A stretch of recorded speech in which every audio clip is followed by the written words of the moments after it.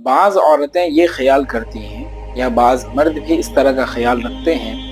कि जब वो हालत जनाबत में होते हैं, नापाकी में होते हैं, तो उस वक्त में जब उसका गुस्ल करने जाते हैं या हैज़ की जो माहवारी का खून आता है उस हालत से उड़ती हैं औरतें, जब गुस्ल करने जाती हैं तो नाखून का काटना ज़रूरी समझती हैं। अगर नाखून नहीं काटेंगी तो पाक नहीं होंगी, ये एक अकीदा है। या फिर ये समझती हैं कि अगर नाखून को काट कर हटा लिया जाए तो वो नाखून कल क़यामत के दिन नापाक होने की हालत में होगा, जबकि इस तरह का सारा अकीदा ये गलत है। नाखून काटे बगैर भी हम पाक हो सकते हैं, कोई हरज नहीं, और नाखून काट भी दिए तो कोई हरज नहीं, लेकिन नाखून का काटना ही ज़रूरी समझना ये भी एक गलत अकीदा है। सिर्फ